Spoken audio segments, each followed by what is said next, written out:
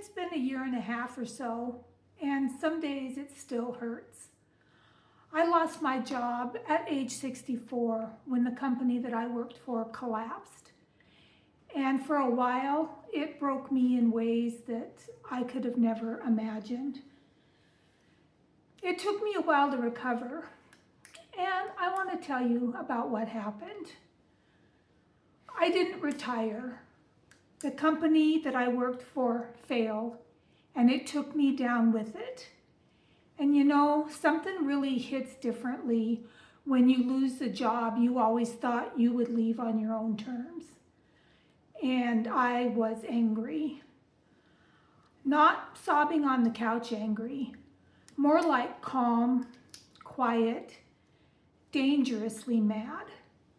Because here's the thing, after years of showing up, doing my best work, producing, solving problems, you don't just evaporate because the company that you worked for failed.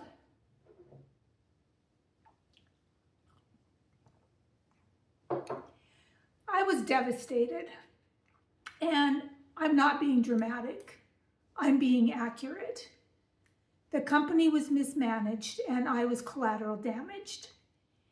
And it's not just income you lose, even though that's a huge part of it.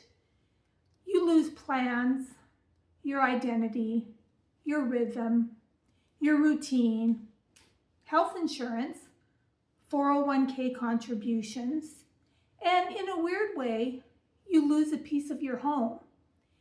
You lose a place to go every day, and you lose your purpose. I have some advice for people that get into this position. And the number one thing I would say to you is don't make any rash decisions.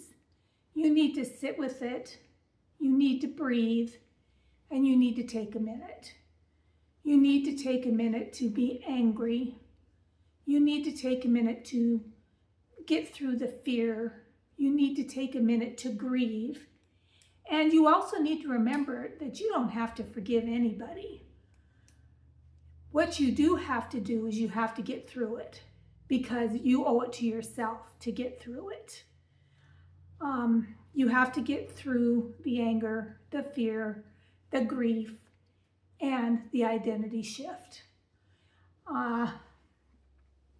They can take your job. They can take your title. Mine wasn't very impressive. They take your key card. They take your keys. But there's a lot of things that they can't take. They can't take your intelligence. They can't take your experience. They can't take your curious mind. They can't take your creativity. And they for sure as hell can't decide when you're finished. As it turns out, I didn't unexpectedly retire. I just redirected. And honestly, it's just kind of now starting to get a little interesting. Eventually, not immediately, but something will shift. And you'll realize that you've been through stuff before. You have survived situations that aren't pleasant. You've gone through bad things and have come out okay on the other side. And you will start shifting your attitude a little bit. And you will realize that you're not fragile. You might be hurt, and that is so valid, but you're not fragile. And that's a big, big difference. You need to start rebuilding a little bit. And the best way to rebuild is with structure. You need to not stay in bed all day. You need to get up at a reasonable hour. I would tell you to get up at the same time you got up when you were working, but for me that was 4:45 a.m. So yeah, we don't do that, but we aim for 7 or 7:30. You need to get dressed every day. You need to put yourself together every day, whether you want to or not. You need to resist the urge to sit in front of the TV all day. You need to look at your finances calmly and with a lot of thought, because this situation is temporary. You need to get up and you need to move. You need to leave the house. Go to town, go shopping, visit your mom, have lunch with a friend, whatever. But it's really important that you get out of the house. Developing routines is healing, and getting your routine in order is a big part of the healing process here. And you know, if there is a silver lining in all this situation, which I've discovered that there is, it's that you all of a sudden just have an abundance of time to do anything you want to do with. For me, part of it was starting a blog. I've wanted to write a blog for years now, and now I have the time to do it. She turns a year old next month. You can also do a YouTube channel like what you're watching now. And I've spent years watching certain people on YouTube, love them. And I thought, hey, I can do that.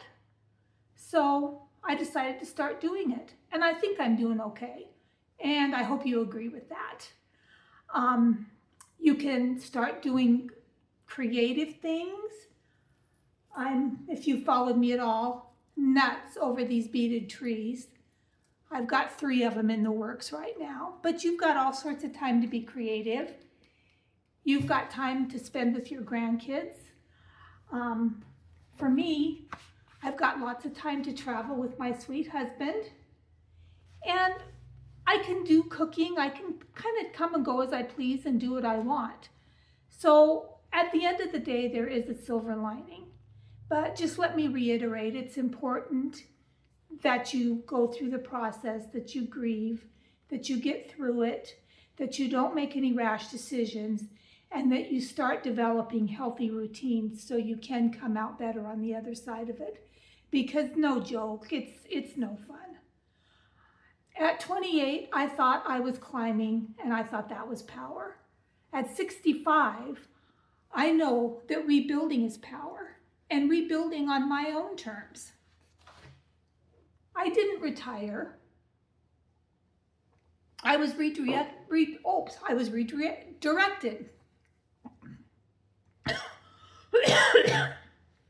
I'm probably choking because I'm using my naughty cup. Anyway, I'm still here. I still have my voice and I'm using it. I'm still creating.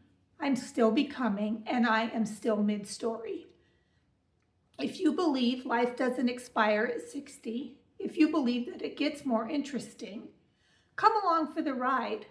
Subscribe to my channel, because over here, we are still mid-story.